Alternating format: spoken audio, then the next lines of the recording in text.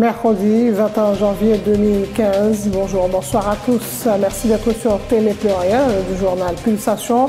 L'essentiel de l'actualité de la journée vers la mise en place du Conseil électoral provisoire. Les 9 secteurs retenus ont tous désigné leurs candidats. La formation du CEP sera annoncée dans 24 heures, informe la présidence. Le secteur protestant n'a choisi qu'une seule personnalité pour le représenter au CEP, à savoir le professeur et pasteur Visionnaire Desméreaux, a indiqué ce mercredi la Fédération protestante d'Haïti, la communauté protestante et la Fédération des pasteurs du Grand Nord, soulignant que l'autre personnalité, à savoir Max Mathurin, n'est pas liée à l'Église protestante. La cérémonie de prise de fonction des nouveaux membres du cabinet ministériel se sont poursuivies ce mercredi avec les installations, entre autres, de Jude RVD au ministère du Commerce et de Jean-Marie-Claude Germain à l'environnement. Le président Michel Martelly aurait renoncé sous la pression de l'ambassade américaine à installer Karel Alexandre au poste de secrétaire d'État à la sécurité publique, selon quoi le directeur exécutif du Réseau national de défense des droits humains, Pierre Espérance, rappelle que le chef de l'État avait été alerté sur le passé douteux de Karel Alexandre. Grégory Georges, un agent de l'administration pénitentiaire nationale, a été assassiné par balle ce mercredi à la mi-journée à Delma 32, un meurtre perpétré par des individus circulant à moto. L'information est confirmée par la PNH. L'actualité internationale, de hauts responsables cubains et américains ont engagé ce mercredi à La Havane un dialogue pour la première fois depuis 35 ans afin de fixer les bases du rapprochement historique annoncé mi-décembre entre les deux pays au menu des discussions, notamment la révision des accords, le rétablissement des relations diplomatiques rompues en 1961 et la réouverture d'ambassades. Dans son traditionnel discours sur l'état de l'Union devant le Congrès américain, le président Barack Obama a vanté les initiatives de son administration qui ont permis la reprise économique dans son pays et se félicite du leadership américain dans de nombreux dossiers internationaux, l'Irak et la Syrie. Nouvelle manifestation à RDC contre le projet du président Kabila accusé de vouloir modifier la Constitution pour se maintenir au pouvoir. En 2 jours, les heurts entre les forces de l'ordre et les protestataires ont fait 42 morts. L'archevêque de Kinshasa appelle le gouvernement à ne pas tuer ses concitoyens.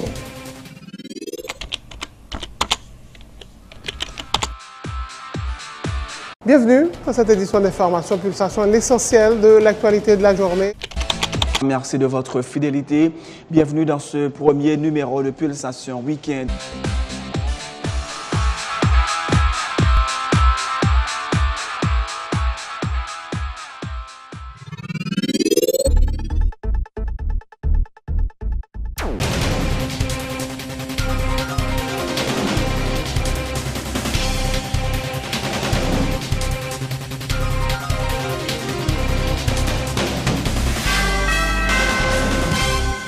Et c'est parti, mesdames et messieurs, pour le développement du journal vers la formation du Conseil électoral provisoire. Les 9 secteurs retenus selon l'esprit de l'article 289 de la Constitution ont tous désigné leurs candidats, informe le bureau de communication de la présidence. 6 secteurs ont proposé un seul candidat, c'est le cas de Yolette Mengual pour le secteur femmes, Ricardo Augustin pour la conférence épiscopale, Jacques-Céus Joseph pour les droits humains, Pierre Maniga Junior pour la presse, Néhémie Joseph pour le couple paysan vaudou et Lucie Marie Carnel Paul-Austin pour l'université. Les 3 autres secteurs ont proposé 2 candidats pour les cultes réformés, Visionnaire Desméreaux et Max Mathurin. Le patronat a désigné Pierre-Louis Aupont et Léopold de Berlanger, alors que le secteur syndical a envoyé 2 correspondances au secrétariat de la présidence, l'une en date du 14 janvier proposant Lourdes Edith Joseph et Murienne Bully et l'autre nombre de jours plus tard, désignant Lourdes Edith Joseph et Patrick Numa. La formation du Conseil électoral provisoire sera annoncée dans 24 heures, informe la présidence. La communauté protestante d'Haïti ainsi que la Fédération des pasteurs du Grand Nord ont indiqué ce mercredi que le secteur protestant n'a choisi qu'une seule personnalité pour le représenter au CEP, à savoir le professeur et pasteur visionnaire d'Emeraude. Les pasteurs Sylvain Exantus et Jacques Janvier, respectivement, président de la Fédération protestante d'Haïti et porte-parole de la Fédération des pasteurs du Grand Nord d'Haïti, affirment ne pas se reconnaître dans la désignation d'une autre personnalité qui n'est d'ailleurs pas liée à l'Église protestante. C'est une grande rencontre qui était faite et que la Fédération protestante avec toute organisation pour nous accorder violon, pour nous accorder nous. Et finalement, nous accorder nous choix, un consensus qui trouvait autour de lui, c'est le professeur visionnaire d'Emeraude, qui sont chrétiens dans toute l'année, qui supposés représenter les cultes réformés. Des gens qui ont témoignage public sur radio qui ça fait les malades. Donc nous pas croire que yo capable dire yo représenter les cultes réformés. L'église là pas d'accord que yo prend monde qui pas gain témoignage église.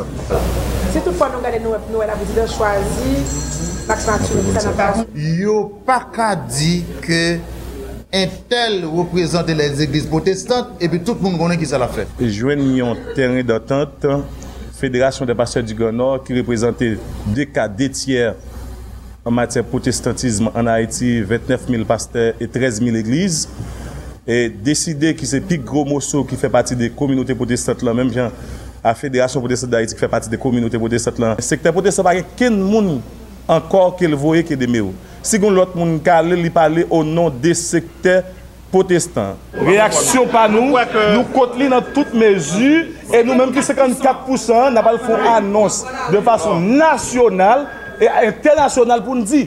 Nous pas d'accord, nous pas contre ça, c'est choix la présidence seulement. Alors nous croyons que il va choix la présidence. La cérémonie de prise de fonction des nouveaux membres du cabinet ministériel se sont poursuivies ce mercredi. C'est l'ancien ministre de l'Environnement, passé à l'agriculture, Jean-François Thomas, qui a procédé à l'installation de son successeur, Jean-Marie-Claude Germain. Il lui demande de faire preuve de tolérance sans être faible et d'y croire qu'avec Marie-Claude Germain, il y aura de la place pour tout le monde au ministère de l'Environnement et que tous les employés seront traités avec respect. Absolument un monde qui dit que l'était équipe ministre Germain, qui j'aime qu'à dit échec bloqué, ni un représailles jamais que je sache qui fait sous lui. Que c'est proche, que c'est pas proche, que c'est ça que tu as dit, moi dis que c'est un ministère. Ministre Germain travaille, place monde qui était avec ministre Germain là dans le ministère là, et place tout le monde qui voulait travailler là. Et je crois que nous travaillons sur le même lanceur. Parce que sans réconciliation, la nation ne va pas avancer. Et nous connaissons que nous avons réconcilié. Ministre Germain ne pas trop long. Parce que le temps est à l'action. Le temps est à la réconciliation, c'est vrai. Mais le temps est à l'action. Nous connaissons avec tempérament ou à utiliser de tolérance, mais ou pas utiliser de mollesse ni de faiblesse. Parce que quand même, il y a de leur tolérance, il y a tendance associée à mollesse, c'est pas vrai. Sur ce, moi je souhaite au ministre Germain, bienvenue la caillou et on va joindre tout ça au besoin, tout support. Le nouveau ministre de l'Environnement, Jean-Marie-Claude Germain, qui revient au ministère qu'il a déjà dirigé à 3 reprises, promet d'utiliser son professionnalisme pour faire avancer l'institution et entend assumer ses responsabilités. Nous venons ici pour ne pas ni l'envie ni l'aval. Nous venons ici pour que nous fassions travailler nous comme des professionnels, que lors de la fonction publique là, le moi est banni, c'est le nous collectif. Le nous collectif, ça veut dire qu'on va exister. Diriger, c'est obtenir des résultats par d'autres que soi, c'est-à-dire que ce n'est pas tout travail que nous allons faire, c'est à travers les autres, c'est ramassage de tout ça que nous faire qui va propulser le travail de dehors, c'est ça tout l'art de diriger. mais c'est être responsable de ce que d'autres ont fait à votre place, c'est-à-dire je peux tout déléguer sauf ma responsabilité. Je serai le ministre et je serai le responsable, même si les tâches seront déléguées, mais je serai le seul responsable et des avancées et des échecs.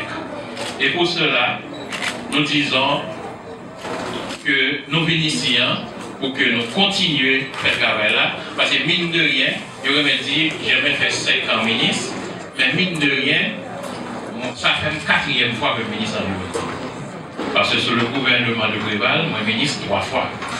Moi ministre sous Jacques-Edouard Alexis, moi ministre sous Mme Diel-Louis, moi ministre sous M. Belrive.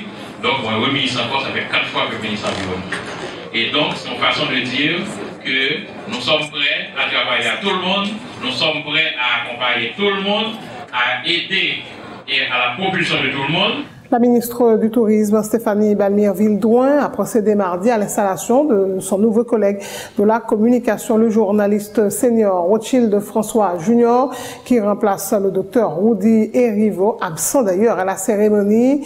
Madame Vildouin a invité le ministre François à rester et toujours en contact avec les organes de presse, notamment pour projeter une meilleure image d'Haïti, dans le but notamment d'attirer la diaspora haïtienne vers le pays.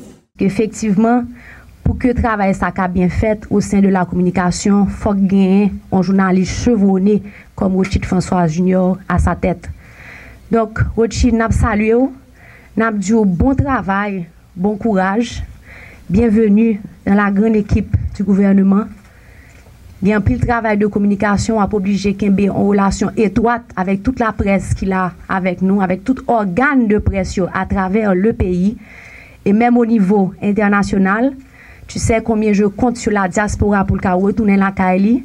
Et diaspora, le plus souvent, pour qui ça ne pas tourner, c'est parce que l'information de pays parfois négatif. Donc, je compte tout sur même pour qu'on voit ça auprès de journalistes pour nous changer l'image pays à travers l'information, la bonne information. Donc, merci encore d'avoir accepté. Et le président compte sur toi, le premier ministre Evans Paul compte sur toi, tous tes collègues comptent sur toi. Bon travail au sein du ministère de la Communication. Rothschild François Junior a accepté avec humilité la fonction de ministre de la Communication du gouvernement Martelly Paul et promet de tout mettre en œuvre, notamment pour garantir l'accès à l'information et favoriser le développement du journalisme d'enquête dans le pays. Il a aussi promis de développer une politique de communication lisible, audible et cohérente, basée à la fois sur les moyens traditionnels et les réseaux sociaux pour informer la population autour des réalisations du gouvernement. Les médias d'État seront mis à la disposition des représentants de toutes les tendances politiques qui respectent les règles de la démocratie, a indiqué le nouveau ministre de la Communication, Rothschild François Junior. C'est avec vraiment humilité que j'assume officiellement en cet instant le poste de ministre de la Communication du gouvernement Martelly Paul, dont la mission majeure est celle de conduire le pays vers des élections crédibles, honnêtes, démocratiques, mais aussi inclusives. Au ministère de la Communication, mon équipe et moi mettrons tout en œuvre pour que les journalistes aient accès aux informations. Des mécanismes seront aussi développés, comme l'a clairement demandé le Premier ministre Evans Paul, pour que la pratique du journalisme d'enquête, donc pour que le pays puisse connaître la pratique du journalisme d'enquête. Nous tâcherons aussi de développer une politique de communication lisible, audible, cohérente, basée sur les moyens traditionnels et les réseaux sociaux pour informer la population des réalisations de l'administration Martelly Paul, en tenant compte bien sûr du nouvel environnement dans lequel est appelée à évoluer cette équipe gouvernementale. Ainsi, le ministère de la Communication se propose d'engager un dialogue permanent avec les associations de patrons de médias et aussi des journalistes sur cette question d'importance, afin bien sûr de définir ensemble une stratégie pour aboutir à l'amélioration du cadre dans lequel fonctionnent les travailleurs de presse en Haïti. Au niveau des médias d'État, des dispositions seront prises de concert avec le président de la République et le Premier ministre Evans Paul pour que ces organes soient accessibles aux représentants de toutes les tendances politiques, plus particulièrement lors de la prochaine campagne électorale. Sur la liste des membres du nouveau cabinet ministériel publié le 18 janvier dernier par le bureau de communication de la présidence, il est mentionné que Karel Alexandre est nommé secrétaire d'État à la sécurité publique. Ce dernier avait brillé par son absence lors de la cérémonie d'investiture le jour suivant au Palais national.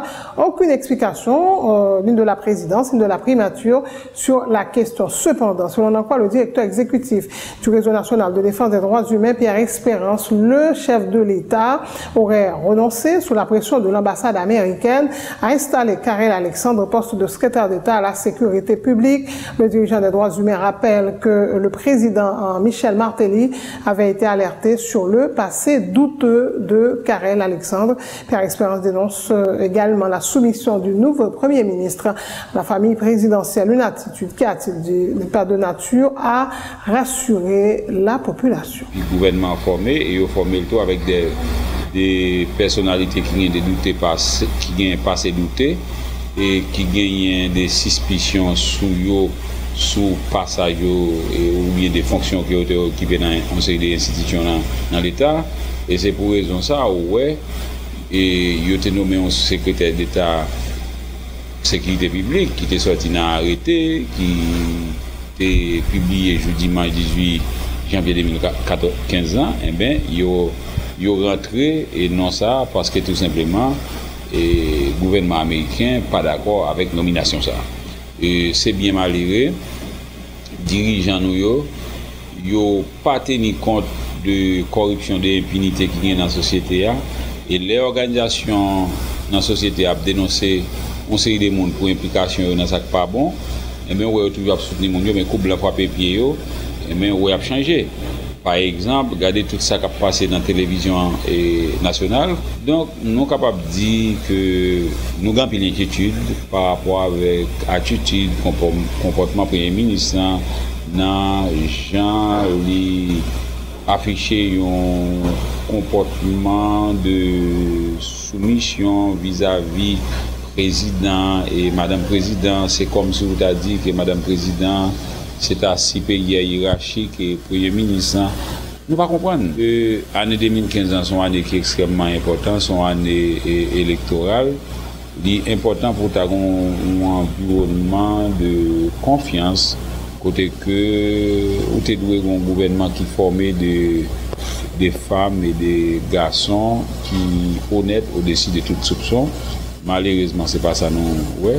La dirigeante de la table de concertation rejette les accusations selon lesquelles les militants qui participaient à la manifestation du 17 janvier dernier auraient attaqué à coups de pierre les locaux du parti Fusion à Christ 3. Il dénonce également le rapprochement que des dirigeants de ce parti ont tenté de faire entre les événements du 17 janvier et l'incident survenu mardi lorsque des inconnus ont fait feu sur les locaux de la Fusion.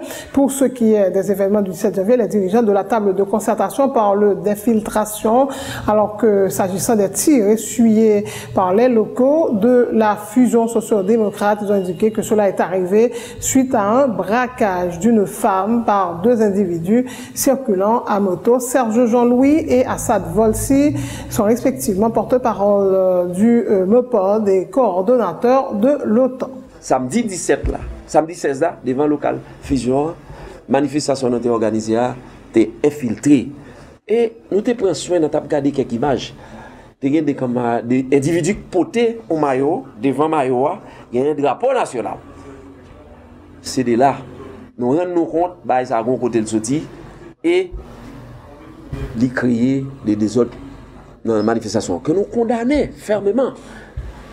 Parce que nous ne sommes pas partis en violence. Même s'il y a des attaques faites contre nous, comme si c'était un bail planifié, qui était dans concertation. On a fait des manifestations pour nous dresser contre un local d'un parti politique d'ailleurs, qui nous passons pas de temps à travail là-dedans. Pour nous, pour un démenti formel contre certaines déclarations de la Fusion, qui t'a laissé comprendre comme quoi attaque armée qui t'a fait contre local Fusion, t'as gagné pour l'ouest avec la table de concertation. Et dans ce sens, ils ont même fait référence à ce qui est passé 17 janvier. On a rappelé très clairement. Tout le monde connaît ce qui est passé 17 janvier, qui est-ce qui fait. tout le monde compte Kaplim est passé mettre en fait d'infiltration et de déstabilisation. Ça qui passe effectivement juste ça, c'est que gagner 2 individus à bon motocyclette qui t'a suivre une dame qui t'a payer l'école pour petite li. Yo braqué dame nan, yo prend cob la nan men. Même moment ça, gagne un individu, ma connais si c'est sécurité fusion. Ben c'était un qui était campé devant local fusion qui tirait en l'air pour paniquer monsieur. Les monsieur a couru à motocyclette nèg tiré sur local fusion. Oui, puisque des un individu qui était campé devant local fusion qui tirait, et bien même riposté, ils tiré sur local fusion. Et pour clore la page locale du journal, Grégory Georges, un agent de l'administration pénitentiaire nationale à Pena, a été assassiné par balle ce mercredi à la mi-journée sur le pont de Delma 32, un meurtre perpétré par des individus circulant à moto. L'information.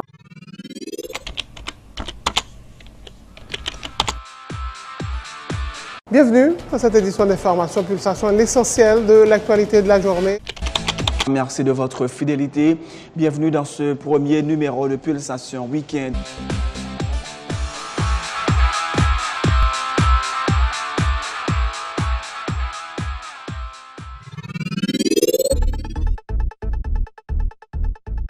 C'est la fin de ce journal, le rappel des titres avant de prendre congé de vous vers la mise en place du Conseil électoral provisoire.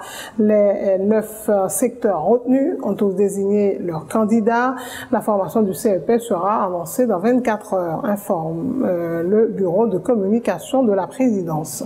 Le secteur protestant n'a choisi qu'une seule personnalité pour le représenter au CEP, à savoir le professeur et pasteur Vigennet Desméron, a indiqué ce mercredi la Fédération protestante d'Haïti, la communauté protestante d'Haïti et la Fédération des pasteurs du Grand Nord, soulignant que l'autre personnalité, à savoir Max Mathurin, n'est pas liée à l'Église protestante. La cérémonie de prise de fonction des nouveaux membres du cabinet ministériel se sont poursuivies ce mercredi avec les installations, entre autres de Jules Hervédé au ministère du Commerce et de Jean-Marie Claude Germain à l'environnement. Le président Michel Martelly aurait renoncé sous la pression de l'ambassade américaine à installer Karel Alexandre au poste de secrétaire d'État à la sécurité publique. Si l'on en croit le directeur exécutif du réseau national de défense des droits humains, Pierre Espérance, rappelle que le chef de l'État avait été alerté sur le passé douteux de Karel Alexandre. Grégory Georges, un agent de l'administration pénitentiaire nationale à Pena, a été assassiné par balle ce mercredi à la mi-journée à Delma 32, un meurtre perpétré par des individus circulant à moto. L'information est confirmée par la PNH. De hauts responsables cubains et américains ont engagé ce mercredi à La Havane un dialogue pour la première fois depuis 35 ans afin de fixer les bases du rapprochement historique annoncé mi-décembre entre les deux pays. Au menu des discussions, notamment la révision des accords, le rétablissement des relations diplomatiques rompues en 1961 et la réouverture d'ambassades. Dans son traditionnel discours sur l'état de l'Union devant le Congrès américain mardi, le président Barack Obama a vanté les initiatives de son administration qui ont permis la reprise économique dans son pays et se félicite du leadership américain dans de nombreux dossiers internationaux, l'Irak et la Syrie. Nouvelle manifestation en RDC contre un projet du président Kabila accusé de vouloir modifier la Constitution pour se maintenir au pouvoir. En 2 jours, les heurts entre les forces de l'ordre et les protestataires ont fait 42 morts. L'archevêque de Kinshasa appelle le gouvernement à ne pas tuer ses concitoyens. C'est la fin de ce journal. Merci de votre attention. Passez de bons moments sur Télé Pluriel.